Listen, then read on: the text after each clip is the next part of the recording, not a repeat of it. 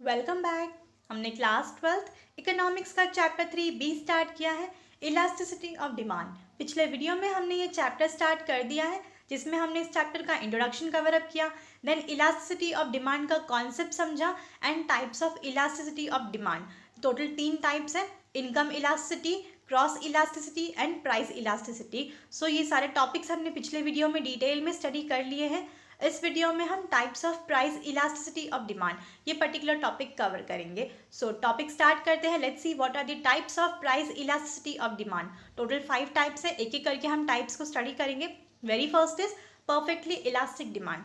So let's start. Perfectly elastic demand को किस तरीके से रिप्रेजेंट किया जाता है, लिखा जाता है ED, that is elasticity of demand is equal to infinite. ये जो साइन आप देख रहे हैं, सिंबल देख रहे हैं, वो इन्फिनिटी का सिंबल है, right. So ED is equal to infinite. Alright, let's start.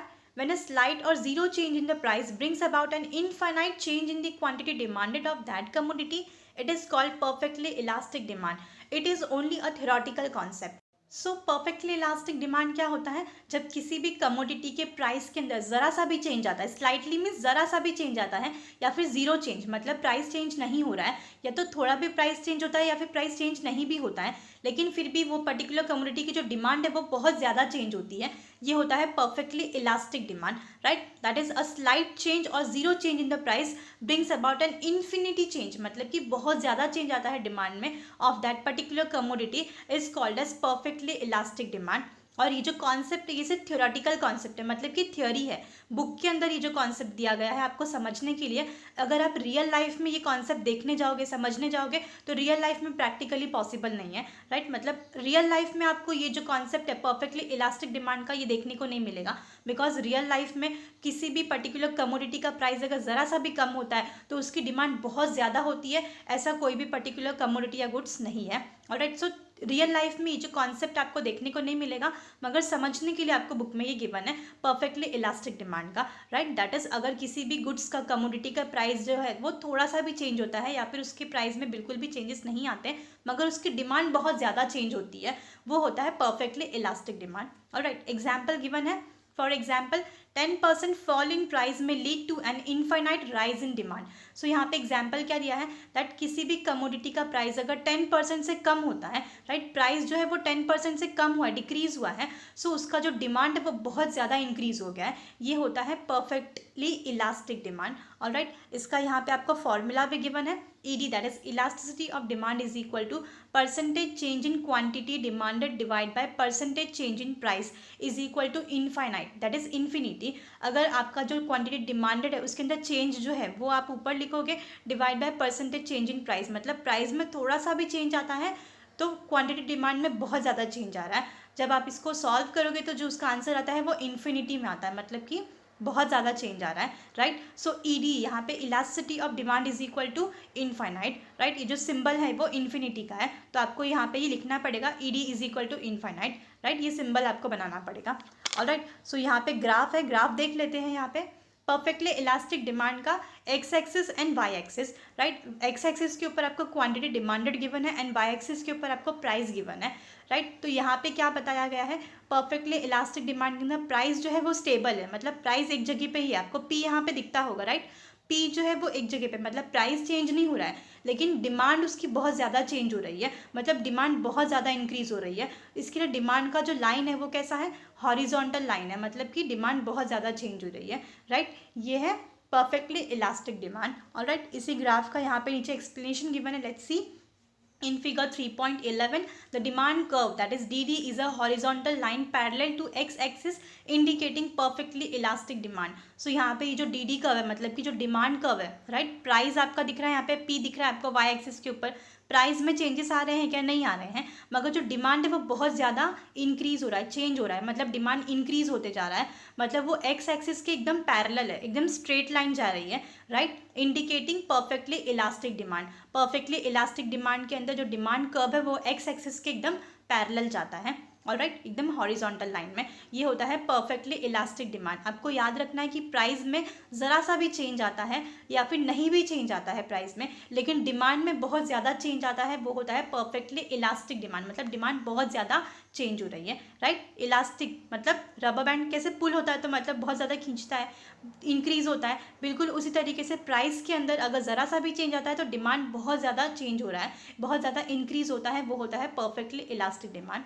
Alright, next is perfectly inelastic demand. अब इन इलास्टिक डिमांड का मतलब क्या होगा, दैट इज प्राइस के अंदर चेंज आता है या नहीं भी आता है, लेकिन जो डिमांड है वो बिल्कुल भी चेंज नहीं हो रहा है। इन इलास्टिक मतलब बिल्कुल भी चेंज नहीं हो रहा है, ऑलराइट। जहाँ पे ED elasticity of demand is equal to zero, मतलब जो आपका इलास्टिसिटी ऑफ डिमांड है वो जीरो है। Let's C, when a percentage change in price has no effect on the quantity demanded of a commodity, it is called perfectly inelastic demand. So यहाँ पे दिया भी है कि अगर प्राइस के अंदर चेंज आता है या फिर नहीं भी चेंज आता है, मतलब when a percentage change in price अगर किसी भी कमोडिटी के प्राइस के अंदर चेंज आता है या नहीं आता है, लेकिन उसकी जो डिमांड है वो बिल्कुल भी चेंज नहीं हो रही है, वो होता है perfectly inelastic demand, right.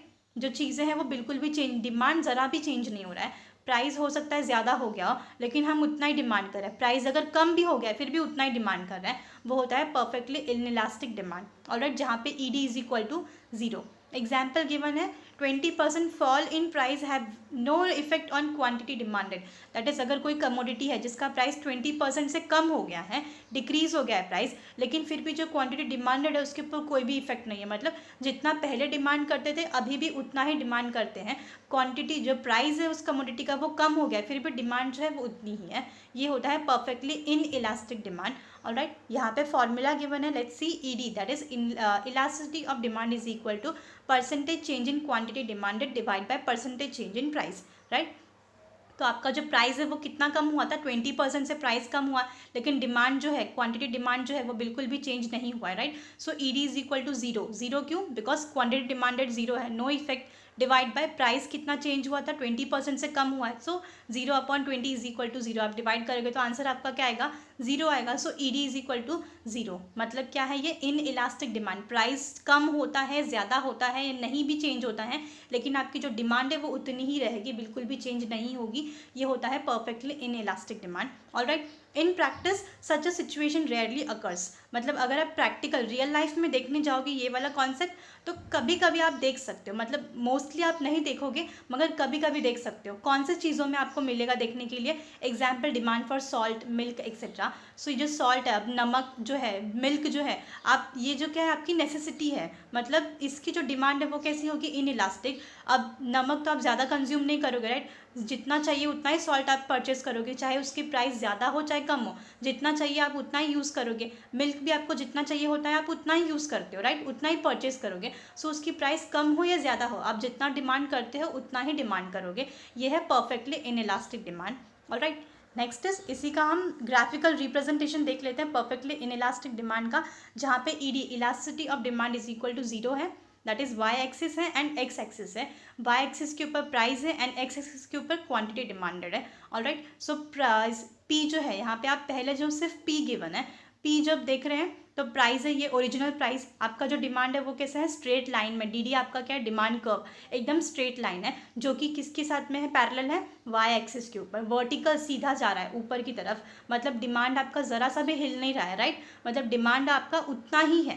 Price अगर आपका कम हुआ है, दैट इज प्राइस जो है अगर इंक्रीज होता है P1, राइट, प्राइस आपका इंक्रीज हो रहा है फिर भी आपका डिमांड वही है, डिमांड ज़रा भी चेंज हुई है क्या, नहीं हुई है। अब प्राइस आपका डिक्रीज हुआ है, P2 पे चला गया है, फिर भी आपकी डिमांड जो है उतनी ही है, मतलब प्राइस आपका इंक्रीज हो चाहे प्राइस आपका डिक्रीज हो या फिर प्राइस स्टेबल हो, लेकिन आपका जो डिमांड है वो उतना ही रहेगा, बिल्कुल भी यहाँ से वहाँ शिफ्ट नहीं होगा, ये होता है परफेक्टली इन इलास्टिक डिमांड, जहाँ पे ED is equal to zero होगा, ऑलराइट। इसी का एक्सप्लेनेशन है नीचे, let's see in figure 3.12, that is 3.12, when price rises from OP to OP1 or when price falls from OP to OP2, demand remains unchanged at OQ. So यहाँ पे आप देख भी सकते हो फिगर में, जो प्राइस है P से लेके P1 पे चला गया मतलब प्राइस इंक्रीज हुआ, या फिर P से लेके P2 पे चला गया प्राइस डिक्रीज भी हो गया, लेकिन आपका जो डिमांड कर्व है DD जो है वो सीधे लाइन पे है, मतलब चेंज हो रहा है क्या, नहीं चेंज हो रहा है। इसका मतलब क्या है, आपका जो ये जो डिमांड है वो बिल्कुल भी चेंज नहीं हो रहा है, इन इलास्टिक डिमांड है, right. Therefore the demand curve is a vertical straight line parallel to Y axis indicating perfectly inelastic demand. So यहाँ पे आपका जो डिमांड कर्व है वो क्या है, वर्टिकल स्ट्रेट लाइन है, मतलब सीधी स्ट्रेट लाइन है, वर्टिकल में सीधी स्ट्रेट लाइन है जो कि आपका वाई एक्सिस से पैरेलल है, वाई एक्सिस और आपका जो डिमांड कर्व है वो पैरेलल ही है, राइट, स्ट्रेट लाइन है, indicating perfectly inelastic demand. Alright, तो ये क्या है, परफेक्टली इन इलास्टिक डिमांड, मतलब प्राइस में चेंजेस कितनी भी आए डिमांड में बिल्कुल भी चेंज नहीं आएगा, ये होता है perfectly inelastic demand. Alright, next is unitary elastic demand. Unitary elastic demand क्या है, लेट्स सी, जहाँ पे ED that is elasticity of demand is equal to 1, right? Let's see, when a percentage change in price leads to a proportionate change in quantity demanded, then demand is said to be unitary elastic. इसका मतलब क्या है, यहाँ पे price जितना change हो रहा है उतने ही क्वांटिटी में आपकी डिमांड भी चेंज हो रही है, उसको हम बोलते हैं unitary elastic demand. That is, अगर जितना आपका प्राइस चेंज हुआ है उतनी ही आपकी डिमांड भी चेंज होगी, ये होता है unitary elastic demand. Example given है, 50% fall in a price of a commodity leads to 50% rise in quantity demanded. That is, अगर किसी भी कमोडिटी का, गुड्स का प्राइस जो है वो 50% से कम हो गया तो उसका जो डिमांड है वो 50% से इंक्रीज होगा, मतलब 1:1 वाला, राइट, मतलब कि जितना प्राइस कम होगा उतना डिमांड आपका इंक्रीज होगा, ये होता है यूनिटरी इलास्टिक डिमांड, जहाँ पे elasticity of demand ED is equal to 1 होगा। ऑलराइट, दैट इज यहाँ पे सॉल्व करके भी बताया है, ED is equal to percentage change in quantity demanded divide by percentage change in price is equal to 50%। आपका जो क्वांटिटी डिमांडेड था वो कितना हुआ, 50% से इंक्रीज हुआ, सो यहाँ पे 50, नीचे आपका जो प्राइस कितना चेंज हुआ था, 50% से कम हुआ था, 50 divide by 50 is equal to 1। Therefore आपका ED elasticity of demand is equal to 1 होगा। ऑलराइट, यहाँ पे जो ग्राफ है वो भी देख लेते हैं यूनिटरी इलास्टिक डिमांड का, X axis and Y axis. Y axis के ऊपर प्राइस गिवन है, एक्स एक्सिस के ऊपर आपका क्वांटिटी डिमांडेड गिवन है, राइट। सो यहाँ पे क्या गिवन है, पी जो है वो आपका क्या है, प्राइस, एंड क्यू है आपका क्वांटिटी डिमांडेड। सो पहले आपका जो पी था, प्राइस था, जब पी था ओरिजिनल प्राइस तो आपका क्वांटिटी डिमांडेड क्यू आपका रिप्रेजेंट करता है, राइट। और जब आपका प्राइस कम हुआ, 50% से प्राइस कम हुआ तो 50% से ही आपका जो क्वांटिटी डिमांडेड है वो इंक्रीज हुआ, राइट। जब पी से P1 पे आया, मतलब प्राइस डिक्रीज हुआ, तो आपका जो डिमांड है वो क्यू से Q1 पे शिफ्ट हो गया, मतलब डिमांड इंक्रीज हो गया, राइट। सो आपका जो डी कर्व है वो किस तरीके से स्लोप हो रहा है, इस तरीके से नीचे की तरफ स्लोप हो रहा है, मगर इसके अंदर थोड़ा सा कर्व है, राइट, मतलब कि डिमांड कर्व जो है उसमें स्लोप आ रहा है थोड़ा सा, तो ये क्या है, ED is equal to 1। Alright, इसी का हम एक्सप्लेनेशन देख लेते हैं in figure 3.13, when price falls from OP to OP1 50%, demand rises from OQ to OQ1 50%। So यहाँ पे आप देख सकते हो प्राइस जो था P से लेके P1 पे प्राइस आया, मतलब प्राइस डिक्रीज हुआ है 50%, राइट। सो डिमांड जो है Q से Q1 पे शिफ्ट हो गया, मतलब आपका डिमांड भी क्या हुआ है, इंक्रीज हुआ है, जितना आपका प्राइस डिक्रीज हुआ है उतना ही आपका डिमांड इंक्रीज हुआ है, राइट। ये क्या है आपका, therefore the slope of demand curve is a rectangular hyperbola। सो इसका जो डिमांड कर्व है वो किस तरीके से है, रेक्टेंगुलर हाइपरबोला। ये जो डिमांड कर्व है, जो स्लोप है, स्लोप आ रहा है डिमांड कर्व का, वो एकदम स्ट्रेट लाइन भी नहीं आ रहा है, एक रेक्टेंगुलर में आ रहा है, राइट, मतलब कि जैसे रेक्टेंगल का होता है एक थोड़ा सा कर्व में है, तो उसको हम बोलते हैं रेक्टेंगुलर हाइपरबोला। ऑलराइट, सो यूनिटरी इलास्टिक डिमांड, जहाँ पे प्राइस जितना कम होता है डिमांड उतना ही इंक्रीज होता है, ईडी इज इक्वल टू 1, उसको हम बोलते हैं यूनिटरी इलास्टिक डिमांड। उसका जो डिमांड कर्व होता है हम उसको बोलते हैं रेक्टेंगुलर हाइपरबोला। ऑलराइट, सो ये है यूनिटरी इलास्टिक डिमांड। सो यूनिटरी इलास्टिक डिमांड का जो डिमांड कर्व है उसे हम बोलते हैं रेक्टेंगुलर हाइपरबोला। सो आपको ये जो कॉन्सेप्ट है वो याद रखना है। Alright, next is relatively elastic demand. Relatively elastic demand, ED that is elasticity of demand is greater than 1। यहाँ पे ईडी जो है वो 1 से ज़्यादा है। Let's see, when a percentage change in price leads to, when a percentage change in price leads to more than proportionate change in quantity demanded, the demand is said to be relatively elastic। So relatively elastic demand के अंदर क्या होता है, अगर किसी भी commodity का price change होता है तो उसकी डिमांड उससे ज़्यादा चेंज होती है, राइट। प्राइस अगर थोड़ा भी चेंज हो रहा है तो डिमांड उससे डबल हो रही है, ये होता है relatively elastic demand, right. Example से समझते हैं, 50% fall in price leads to 100% rise in quantity demanded. That is, किसी भी कमोडिटी का प्राइस जो है वो 50% से डिक्रीज हो गया, कम हो गया, उसकी डिमांड 100% से इंक्रीज हो रही है, मतलब प्राइस जो है वो जितना कम हुआ है उसकी डिमांड उससे ज़्यादा इंक्रीज हुई है, राइट, डबल इंक्रीज हो गई है, ये होता है relatively elastic demand. Alright, formula given है, समझते हैं। ED, that is elasticity of demand, is equal to percentage change in quantity demanded divided by percentage change in price. So percentage change in quantity demanded कितना है, 100% rise हुआ है price के अंदर, मतलब 100% चेंज हुआ है, एंड प्राइस जो है वो कितना चेंज हुआ है, 50% से चेंज हुआ है, right. So ED is equal to 100 divide by 50 करेंगे तो कितना मिलेगा, ED इज इक्वल टू 2 मिलेगा हमें, right. So ED is greater than 1 because ED यहाँ पे 2 आया है, इलास्टिसिटी ऑफ डिमांड जो है वो कितना है 2, सो ED will be greater than 1। ये क्या है, रिलेटिवली इलास्टिक डिमांड। प्राइस जो है वो इंक्रीज या डिक्रीज हो रहा है, मगर प्राइस के अंदर जितना चेंज आता है उससे ज़्यादा उसकी जो क्वांटिटी डिमांड है उसमें चेंज आ रहा है, ये होता है रिलेटिवली इलास्टिक डिमांड। ऑलराइट, जहाँ पे ED, that is elasticity of demand, will be greater than 1। Alright, यहाँ पे ग्राफ है, ग्राफ्स देख लेते हैं एक बार रिलेटिवली इलास्टिक डिमांड का। Price and quantity demanded, X axis and Y axis. X axis के ऊपर क्वांटिटी डिमांडेड है एंड वाई एक्सिस के ऊपर प्राइस है, राइट। बिल्कुल वैसे ही जैसे कि हर एक ग्राफ में होता है। सो यहाँ पे प्राइस जो है ओरिजिनल प्राइस P से डिनोट कर रहा है एंड ओरिजिनल क्वांटिटी Q से डिनोट कर रहा है। सो प्राइस जब P था एंड डिमांड कितना है, Q पे क्वांटिटी डिमांडेड है, राइट। जब प्राइस कम हुआ है, कितना डिक्रीज हुआ है प्राइस, P1 पे, मतलब प्राइस जो है 50% से डिक्रीज हुआ है, तो क्वांटिटी डिमांडेड कितना हुआ है, 100% से इंक्रीज हुआ है, मतलब कि डबल। प्राइस 50% डिक्रीज हुआ है, डिमांड 100% इंक्रीज हुआ है, मतलब उसका डबल हुआ है, राइट। सो इसका स्लोप आप देख सकते हो किस तरीके से स्लोप गया है, एक ये जो है ये फ्लैटर स्लोप है, राइट, देख सकते हैं आप in figure 3.14 when price falls from OP to OP1 50%, that is price जो पहले P था, P से P1 पे आया, प्राइस 50% से कम हुआ है, demand rises from OQ to OQ1, तो डिमांड जो था पहले Q था, राइट, अब Q से Q1 पे आया, मतलब डिमांड जो है वो बहुत ज़्यादा इंक्रीज हो गई है, 100% इंक्रीज हुई है, मतलब प्राइस जो था उससे डबल इंक्रीज हो गया है demand, therefore demand curve has a flatter slope. तो आप डिमांड कर्व जो DD कर्व देख सकते हो, उसका जो स्लोप है वो किस तरीके से है, फ्लैटर है, मतलब थोड़ा सा फ्लैट में गया है, ऑलराइट। सो ये क्या है, फ्लैटर कर्व है, राइट। सो यहाँ पे ED will be greater than 1, alright. ये है रिलेटिवली इलास्टिक डिमांड। आपको ये कॉन्सेप्ट याद रखना है कि प्राइस जो है यहाँ पे अगर थोड़ा चेंज होता है तो उसकी जो डिमांड है वो डबल चेंज हो रही है, राइट। जहाँ पे कर्व जो है वो फ्लैटर कर्व आता है, ये है relatively elastic demand. Alright, next is relatively inelastic demand, जहाँ पे ED will be less than 1। सो यहाँ पे ED जो है वो 1 से कम होगा। Let's see, when a percentage change in price leads to less than proportionate change in quantity demanded, demand is said to be relatively inelastic. मतलब क्या है, प्राइस के अंदर चेंजेस आ रहा है लेकिन जो डिमांड है वो बहुत ज़्यादा चेंज नहीं हो रही है, ये होता है रिलेटिवली इनइलास्टिक डिमांड।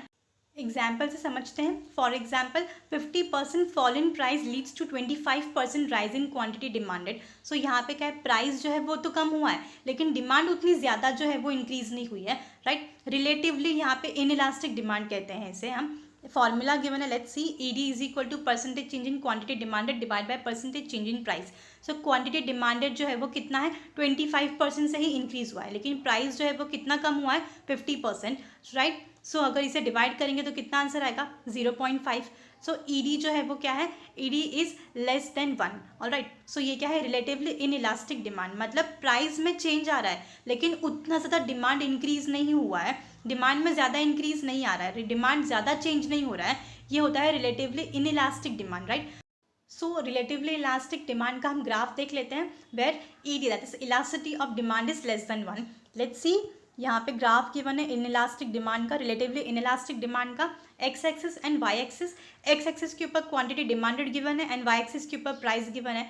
P जो है ये क्या है, हमारा ओरिजिनल प्राइस, एंड Q जो है वो हमारा ओरिजिनल क्वांटिटी डिमांडेड है, राइट। जब प्राइस क्या हुआ था, कम हुआ था, कितना, 50% से प्राइस डिक्रीज हुआ, मतलब P1 पे आ गया प्राइस आपका, राइट। बट डिमांड जो है वो कितना इंक्रीज हुआ है, सिर्फ 25% से इंक्रीज हुआ है, Q से Q1 पे आया, मतलब आप डिफरेंस देख सकते हैं, राइट। जितना प्राइस डिक्रीज हुआ है उतना डिमांड इंक्रीज नहीं हुआ है, तो आपका जो डिमांड कर्व है वो स्टीपर है, मतलब नीचे तो आ रहा है लेकिन वो स्टीप में आ रहा है, ऑलराइट। ये जो कर्व है इसको हम बोलते हैं स्टीप कर्व, राइट। ये क्या है, DD, मतलब जहाँ पे elasticity of demand is less than 1, alright. So इसका नीचे एक्सप्लेनेशन एक बार देख लेते हैं। In figure 3.15 when price falls from OP to OP1 50%, मतलब आप यहाँ पे देख सकते हो ग्राफ के अंदर P से P1 पे जब प्राइस डिक्रीज हुआ है, कम हुआ है, मतलब 50% प्राइस क्या हुआ है, डिक्रीज हुआ है, alright. Demand rises from OQ to OQ1, मतलब जो डिमांड है वो कैसे हुआ है, इंक्रीज तो हुआ है लेकिन सिर्फ 25% इंक्रीज हुआ है, मतलब जितना प्राइस कम हुआ है उतनी डिमांड जो है वो इंक्रीज नहीं हुई है, कम ही इंक्रीज हुई है, right. Therefore the demand curve has a steeper slope. So जो डिमांड कर्व है, आपको जो DD कर्व देख रहे हैं आप इसके अंदर, उसका जो कर्व है वो स्टीपर है, मतलब ये जो कर्व ऐसे स्ट्रेट लाइन जो है सीधा गया है, तो उसको बोलते हैं हम स्टीपर स्लोप, ऑलराइट। सो ये क्या है, relatively inelastic demand, alright. So ये था types of elasticity of demand, types of price elasticity of demand, alright. So यहाँ पे टोटल 5 टाइप्स जो थे प्राइस इलास्टिसिटी ऑफ डिमांड के वो कंप्लीट हुए। आई होप आपको पूरा का पूरा जो टाइप्स था वो समझ में आया होगा। एक बार देख लेते हैं फिर से।